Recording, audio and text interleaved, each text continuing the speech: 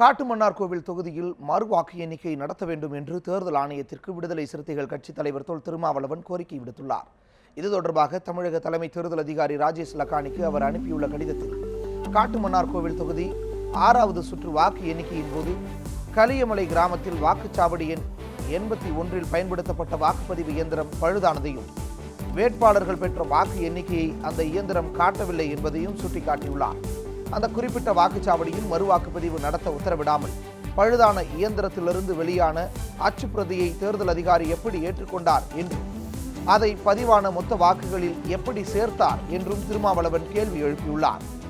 101 தபால் வாக்குகளை தேர்தல் அதிகாரி நிராகரித்துள்ளதையும், மறுவாக்கு எண்ணிக்கை நடத்த வேண்டும் என்ற கோரிக்கையை தேர்தல் அதிகாரி உள்நோக்கத்துடனே புறந்தள்ளியதாகவும் திருமாவளவன் குற்றம் சாட்டியுள்ளார். இதனிடையே சென்னையில் செய்தியாளர்களிடம் பேசிய அவர், காட்டுமன்னார்கோவில் தொகுதியில் பதிவான வாக்குகளை மீண்டும் எண்ண வேண்டும் என வலியுறுத்தினார்.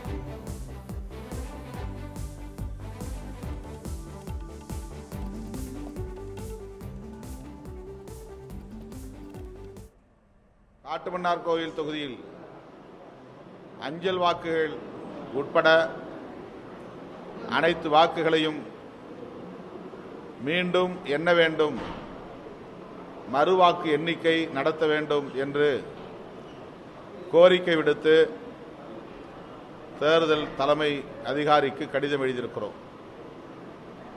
தமிழக அதிகாரி ராஜேஷ் லக்கானி அவர்களுக்கும் இந்திய தலைமை தேர்தல் அதிகாரி நசீம் ஜைதி அவர்களுக்கும் கடிதம் எழுதியிருக்கிறோம்.